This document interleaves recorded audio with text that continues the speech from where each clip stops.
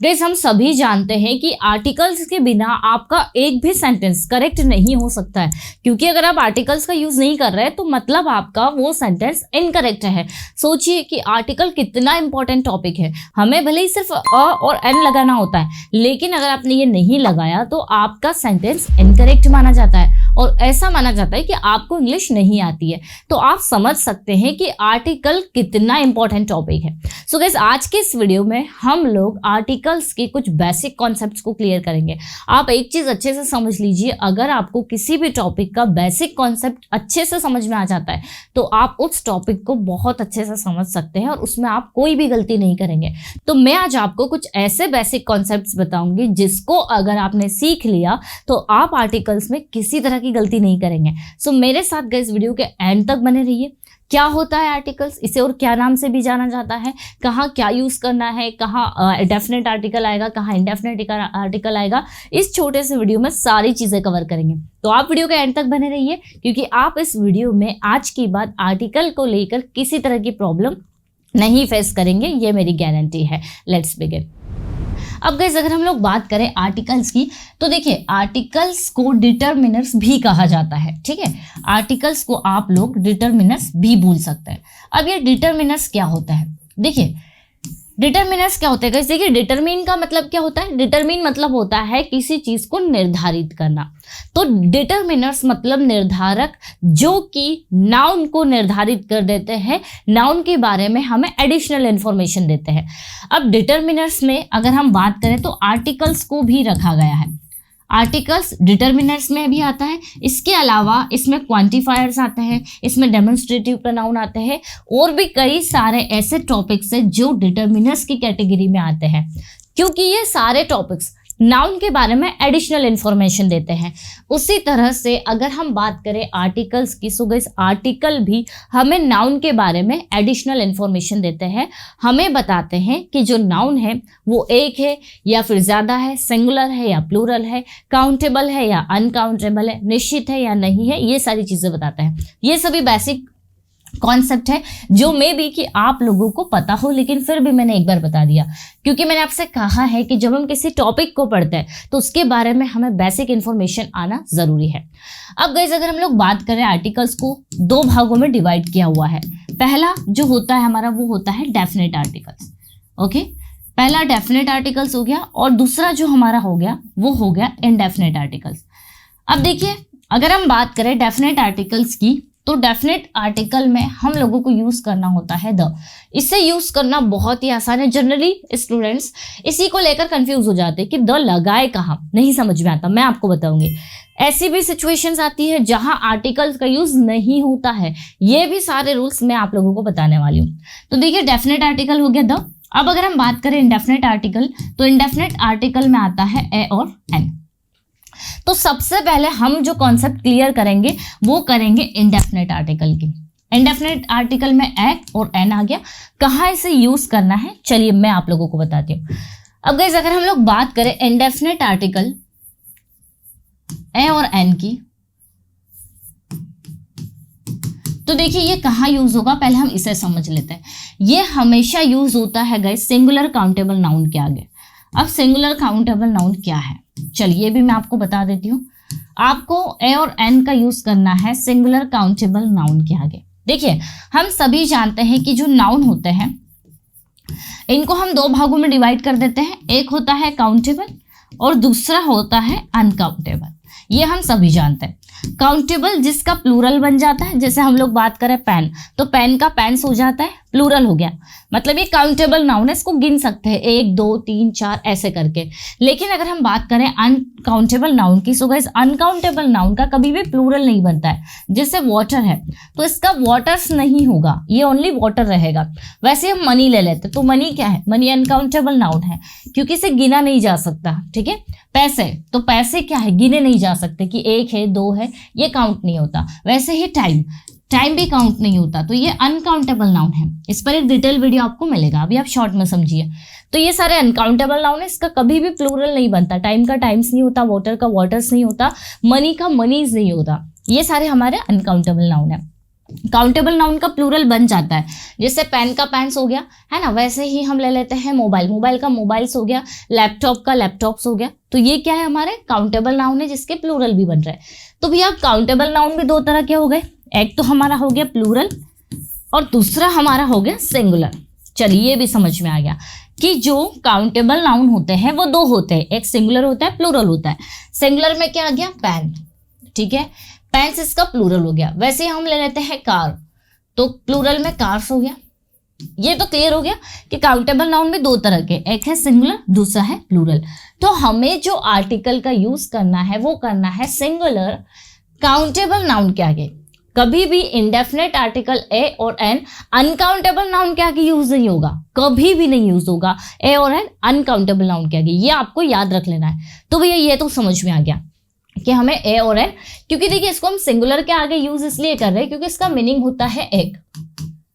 तो जब इसका मीनिंग एक होता है तो हम ऐसे नहीं बोलेंगे I have a cars, no, ये गलत होगा। क्योंकि एक तरह तो हम बोल रहे हैं कि मेरे पास एक कार है, तो एक के बाद आप कार्स नहीं लगाएंगे। या क्या समझ में? तो आपने क्या किया, इंडेफिनेट आर्टिकल का यूज आपने सिंगुलर काउंटेबल नाउन के आगे यूज किया, जैसे a pen, a car, a mobile, like this. ये कुछ बेसिक कॉन्सेप्ट्स हैं। आई होप आपको ये समझ में आया होगा। अब हम देखते हैं कि जब भी ए और एन की बात आती है तो हमें ये पता है और हम सभी जानते हैं कि भैया ए यूज होता है हमेशा कॉन्सोनेंट साउंड्स के आगे। देखिए यहाँ पर जब बात आती है इन्हें यूज करने की तो हमें बताया जाता है कि जब भी वोवेल आ जाए, वोवेल मतलब आपको जब भी ए, ई, आई, ओ, यू, जब आपको ये दिख रहा है तो आप इसके आगे एन लगा दें, और जब आपको कॉन्सोनेंट साउंड दिख रहा है तो आपको उसके आगे अ लगा देना है। लेकिन हम यहाँ पर वोवेल से नहीं समझेंगे, हम यहाँ पर साउंड से समझेंगे। क्योंकि आप ध्यान रखिए कि हमने तो यही सीखा है भैया कि जहाँ पर वोवेल आ जाता है वहाँ हमें आर्टिकल एन लगा देना है, और जहाँ पर कॉन्सोनेंट आ जाता है वहाँ हमें अ लगा देना है। लेकिन ऐसा नहीं है, क्योंकि कई बार ऐसे वर्ड्स जो कि स्टार्ट होते हैं वोवेल से लेकिन उनके आगे भी अ लग जाता है, और कई ऐसे वर्ड्स जो स्टार्ट होते हैं कॉन्सोनेंट से लेकिन उनके आगे भी एन लग जाता है। चलिए कंफ्यूजन को मैं दूर करती हूँ। यहाँ पर आपके सामने ये लिस्ट दी हुई है। अब आप सोचेंगे कि ये सारे जो है स्टार्ट हो रहे हैं वोवेल से, तो हम सभी के सामने एन लगा देते हैं, ठीक है। अब आप सोचेंगे ये सभी तो स्टार्ट हो रहा है कॉन्सोनेंट से, तो हम इसके आगे अ लगा देते हैं, जो कि पूरी तरह से इनकरेक्ट है। क्यों है इनकरेक्ट ये मैं आपको बताती हूँ। गाइस देखिए, जब भी आप आर्टिकल पढ़ेंगे ए और एन, आपको एक चीज ध्यान रखनी है कि हमें यहाँ पर वोवेल और कॉन्सोनेंट से मतलब नहीं है, हमें यहाँ पर मतलब है इनके साउंड से। मतलब ये नहीं कि अगर आप आर्टिकल ए और एन का यूज कर रहे हैं तो पहले ही चीज तो हम ये देख लेते कि इनको यूज करना कब है, जब आप किसी काउंटेबल नाउन का एक होने का बताती कि मेरे पास एक पेन है, मेरे पास एक कार है, उसके पास में एक लैपटॉप है, इस तरह से। तो एक बताने के लिए आप वहां पर ए और एन लगाते हो, और ये हमेशा लगेगा। हाँ, कुछ रूल्स है जहां पर हमें यूज नहीं करना है आर्टिकल्स, लेकिन अभी वो रूल्स हम बाद में देखेंगे। तो ये आप ध्यान रख लीजिए कि जब भी आप काउंटेबल नाउन की बात कर रहे हैं, स्पेशली वो सिंगुलर है, आपको आर्टिकल ए और एन लगा ही देना है ना। तो ये हमने समझ लिया कि साउंड के ऊपर डिपेंड करेगा कि आपका आर्टिकल ए लगने वाला है या फिर आर्टिकल एन लगने वाला है। किस पर डिपेंड करेगा? साउंड पर। तो कभी भी आप यहाँ पर फर्स्ट वर्ड को ना देखें, फर्स्ट वर्ड को प्रोनाउंस करके देखें कि यहाँ पर ये साउंड क्या दे रहा है। देखिए, जो वोवेल साउंड होते हैं आप देखेंगे तो उनमें लिप्स नहीं मिलते, ए, ई, आई, ओ, यू, इसमें लिप्स नहीं मिले। तो जब भी ऐसा कोई सा भी साउंड फर्स्ट लेटर का आ रहा है, मतलब आप वहां लगा देंगे एन। लेटर कोई सा भी हो, फर्क नहीं पड़ेगा, आप उसके साउंड को देखेंगे कि क्या साउंड आ रहा है, कौन सा साउंड आ रहा है। हमारा वोवेल साउंड आ रहा है तो एन लगा देंगे। चलिए समझते हैं एग्जाम्पल के थ्रू। यहां पर मैंने लिखा हुआ है HOUR। अब यहाँ पर HOUR है, यहां पर हम ले लेते हैं ऑनेस्ट। देखिए यहां पर H है, ये है हमारा कॉन्सोनेंट, लेकिन जब आप इसको पढ़ेंगे तो आप इसको अवर पढ़ते हैं। ये देखिए अ आया, बात से मतलब नहीं है, अवर। यहाँ पर अ वाला साउंड आ रहा है क्योंकि एच को अवर किस से पढ़ा जाता है। वैसे ही ऑनेस्ट, तो यहाँ पर जो गाइस एच है ये इसको हम इसका फर्स्ट लेटर को ओ से प्रोनाउंस कर रहे हैं, ऑनेस्ट। तो हमने क्या देखा कि लिखा भले ही एच है लेकिन इसका जो साउंड आ रहा है वो कैसा आ रहा है, वोवेल साउंड आ रहा है। साउंड कौन सा है, वोवेल है। तो हम यहाँ पर जो लगाएंगे आर्टिकल वो हमारा आर्टिकल होगा एन, मतलब एन ऑनेस्ट मैन। ठीक है, अच्छा कहाँ लगाना है ये भी हम डिस्कस करेंगे कि नाउन के आगे एडजेक्टिव के आगे नाउन प्लस एडजेक्टिव, ये सब डिस्कस करेंगे। पहले आप कॉन्सेप्ट समझिए। तो ये हो गया एन ऑनेस्ट मैन, यहाँ पर हम लगा देंगे एन, तो एन क्या हो गया, एन अवर हो गया। वैसे ही अवरली, तो एच आ रहा है, इसका अ वाला साउंड आ रहा है, तो आप यहाँ पर एन लगा देंगे। वैसे ही एम, इसको आप क्या पढ़ेंगे, ए। देखिए पहला लेटर आपका, पहला साउंड किस में आ रहा है, ए में आ रहा है, तो आपको यहाँ पर एन लगा देना है। वैसे ही इसका भी आ रहा है ए साउंड, तो आप यहाँ पर एन लगा देंगे। यहाँ तक आ गया समझ में। अब हम आ जाते हैं इधर। वैसे ही गाइस अगर हम लोग बात करें, यहाँ पर आप देखेंगे तो ओ एन ई, ओ जनरली हम जानते हैं वोवेल है, तो हमने यहाँ क्या देखा कि है ओ मतलब वोवेल है। लेकिन गाइस ये सभी वर्ड्स जो आपको दिख रहे हैं इनके आगे आर्टिकल अ का यूज होगा। अब आप सोचेंगे कि यहाँ पर तो वोवेल है, वोवेल जरूर है, लेकिन आप इनको प्रोनाउंस करके देखिए, इसको हम कैसे पढ़ेंगे, वन, वो आ रहा है, तो वह तो हमारा कॉन्सोनेंट साउंड हुआ। लेटर भले ही ओ है लेकिन इसका साउंड जो हुआ वो हुआ कॉन्सोनेंट साउंड। तो हम यहाँ पर अ 1 रुपी नोट, आपने ये सुना होगा, ठीक है। वैसे ही यूनिवर्सिटी, तो आप इसको प्रोनाउंस करके देखेंगे तो यहाँ पर इसका प्रोनाउंसिएशन यू में आ रहा है, यूनिवर्सिटी, ना कि ये वाले साउंड में आ रहा है। तो यहाँ पर यू आ रहा है तो हम इसके आगे आर्टिकल अ लगा देंगे, अ यूनिवर्सिटी। वैसे ही यही यू को आप प्रोनाउंस करेंगे तो आप यहाँ पर देखेंगे कि इसका भी जो प्रोनाउंसिएशन है वो यू में आ रहा है, तो यहाँ पर अ यूनिक। वैसे ही a uniform, a utensil, okay. तो यहाँ पर यूटेंसिल्स के आगे भी हमने क्या लगा दिया, अ लगा दिया। एक और चीज गाइस, आपने देखा अम्ब्रेला। अब अम्ब्रेला की जो स्पेलिंग है वो भी यू से स्टार्ट होती है, यू से स्टार्ट होती है, लेकिन इसके आगे हम लोग आर्टिकल एन लगा देते हैं। क्यों लगाते हैं, क्योंकि अम्ब्रेला आप जब इसे प्रोनाउंस करेंगे तो यू वाला साउंड अ से आ रहा है, मतलब ये साउंड हमारा कौन सा हो गया, वोवेल साउंड हो गया, इसीलिए इसके आगे एन लगता है। ठीक है, तो ये तो हम लोगों ने बात की कौन से आर्टिकल्स की गाइस, ये हम लोगों ने बात की इनडेफिनेट आर्टिकल, मतलब अनिश्चित आर्टिकल। जब आप इसे यूज करते हैं तो हमें नहीं पता होता कि आप किस नाउन की बात कर रहे हैं। तो आप एक चीज अच्छे से समझ लें कि जब भी आप किसी भी सिंगुलर काउंटेबल नाउन का यूज करेंगे, किसका यूज करेंगे, सिंगुलर काउंटेबल नाउन का, तो वहां पर आपको आर्टिकल ए और एन का यूज करना ही है। अगर आप किसी से कह रहे हैं कि मेरे पास में एक कार है, तो बिना आर्टिकल के उसे मत बोलिए, आप बोलेंगे आई हैव अ कार। आपको किसी को बोलना है कि क्या आपके पास कार है, तो आप बोलेंगे do you have a car. Question पूछते समय, आंसर देते समय आप इस चीज का ध्यान रखेंगे कि आप आर्टिकल्स यूज कर रहे हैं या नहीं, क्योंकि अगर आप चाहते हैं कि आप अपनी लैंग्वेज को पूरी तरह से करेक्ट बोले, कोई भी गलती ना करें, या फिर एग्जामिनेशन में अगर ये चीजें आती हैं तो आप उस कॉन्सेप्ट को समझकर इसे आसानी से सॉल्व कर सकते हैं कि बिना आर्टिकल्स के आपके सेंटेंसेस करेक्ट नहीं माने जाते। तो ये तो हुआ गाइस इनडेफिनेट आर्टिकल। हमने इसके बेसिक कॉन्सेप्ट समझे कि ये कहाँ यूज होता है और किस बेसिस पर हमें इसे यूज करना है। कुछ ऐसे रूल्स इसमें आते हैं जहां आपको आर्टिकल ए और एन का यूज नहीं करना होता है। चलिए ये तो हमें समझ में आ गया। अब अगर हम बात करें डेफिनेट आर्टिकल, गाइस ये कहलाता है निश्चित आर्टिकल। चलिए निश्चित आर्टिकल कैसे, इसको अगर मैं आपको शॉर्ट में बताऊं तो किसी ने आपसे अगर कहा दिस इज द पेन, मैं अभी आपको बता रही हूं, अभी नहीं बता रही कहाँ यूज करना है, ये सब बाद में। मैंने आपसे एक सेंटेंस कहा दिस इज द पेन, तो यहां पर द लग गया, क्या लगना चाहिए था। एक और सेंटेंस लिख लेती हूं मैं, दिस इज अ पेन। चलिए एक सेंटेंस हो गया दिस इज द पेन, एक हो गया दिस इज अ पेन। तो यहां पर देखिए एक में मैंने द यूज कर लिया, एक में अ यूज कर लिया। अब आप सोचेंगे कौन सा सही है कौन सा गलत है। ये दोनों ही सेंटेंसेस आपके सही है, कैसे, चलिए मैं बताती हूँ। जहां किसी व्यक्ति ने किसी चीज के आगे अगर द का यूज कर लिया है, मतलब ये नहीं कि वो कुछ ऐसे व्यक्ति या वस्तु की बात कर रहा है जिसे आप जानते हैं, कोई पर्टिकुलर व्यक्ति या वस्तु की बात कर रहा है।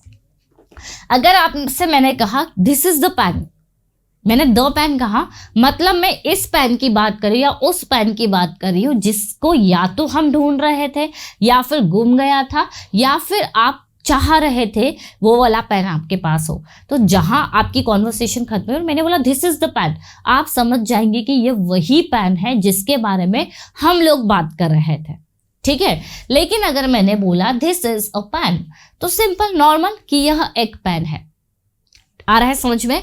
तो छोटा सा कॉन्सेप्ट मैंने क्या बताया कि जहां किसी भी नाउन के आगे द लग जाता है, आप बस क्लियर कर लीजिए, श्योर हो जाइए कि भैया द लग गया है, मतलब यहाँ पर कोई पर्टिकुलर चीज़ की बात हो रही है जिसे या तो हम पहले डिस्कस कर चुके हैं, जो या तो हमने अभी अभी डिस्कस किया, या घूम गया है, या फिर आप जानते हैं। ये सब चीज़ों को लेकर जब डिस्कशन चलता है तो हम लोग वहाँ पर द आर्टिकल यूज़ कर लेते हैं। आई होप ये वाला आपको समझ में आ गया होगा कि कैसे हमें द का यूज़ करना है।